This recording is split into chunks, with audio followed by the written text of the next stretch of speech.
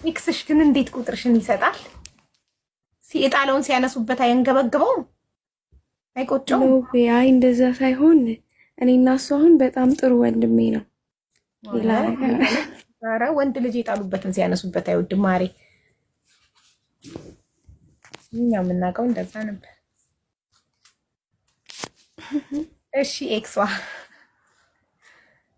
እና እሺ፣ ስለዚህ አንተ ደላላ እንዳልሆንክና አንተ ለማርቆስ እንዳላገናኘኸው በኮሚሽን እሱ እንዳለው ከሆነ ማርቆስ እኔ ያገኘኋትኝ ስዊቲን ቴሌግራም ግሩፕ ላይ የሚሸጥበት ገበያ አለ እና ከዛ ነው የገዛኋት ከዛ ነው ያገኘኋት ብሎ ነው ስሟን ያጠፋው። እሷ ደግሞ አንተ ደላላ እንዳልሆንክ አንተ ኤክሷ እንደሆንክና አንተን ለምኖ ቁጥሯን እንደወሰደ ነው እየነገረች ነው ያለችው።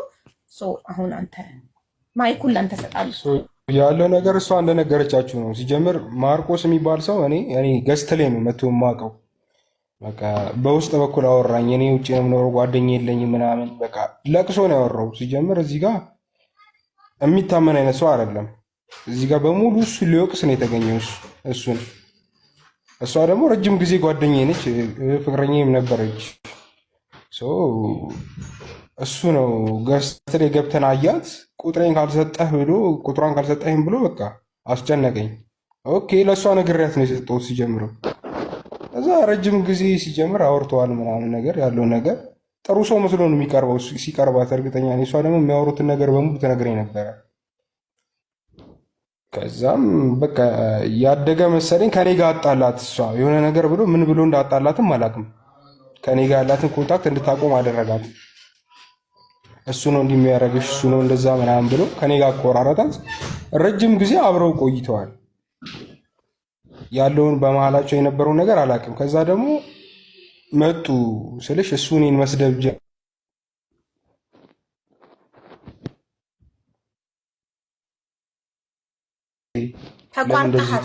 ተቋርጠሃል። አልሰማንህም ወንድሜ፣ ተቋርጠሃል። በቃ እናት እንዲቱን ነው የሚያውቀው። እንደዚህ ነው። እሷን ያስለቅሳታል፣ ያስፈራራታል እሷን። እሷ ደግሞ አትደብቀኝም፣ ያለውን ነገር ትነግረኛለች። እንዲያርጉኛል ብላ ትነግረኛለች። እና ያለው ነገር ይሄ ነው። እኔ እሷን አላገናኘኋትም ስልሽ ነግሬ ነው ቁጥሯን የሰጠሁት። ገንዘብ አልከፈለህም? አንዴ አዳምጠኝ ወንድሜ። ማርቆስ የስዊትን ቁጥር እንድትሰጠው ገንዘብ አላከልህም? ደረሰኛለኝ እኔ እንደዚህ ነገር ለእኔ ነብዩ ዳዊት የሚል አካውንት ያሳየኝ ሲቢ። አረ ችግር የለውም እንዴ ሲቢ አካውንት ነው የምጠቀመው። እስቲ ያሳየኝ ነብዩ ዳዊት አካውንት። ደረሰኝ ነው የላከልኝ 18 የተለያዩ ደረሰኞች ለሴቶች ብር ያወጣበት ሴቶችን የሚያገናኙት ለወንዶች የከፈለበት ምናምን። እስዊት ደግሞ እስዊት ነው ይልካለታለች። ይኸውልሽ የኔን አካውንት ልላክልሽ። እኔ አንድ አካውንት ነው ሲቢ ብቻ ነው የምጠቀመው ንግድ ባንክ።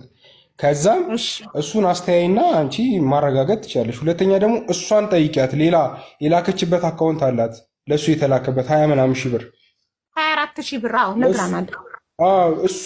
እሷ ልካለታለች። ጭራሽ አይደለም እሱ ለሰው ሊልክ ይቅርና እንደዚህ አይነት ነገር የለም። ሲጀምር በመሀላችን ስለምን ገንዘብ እንደሚያወራም አላውቅም። ጥሩ። ስለዚህ አንተ ጀስት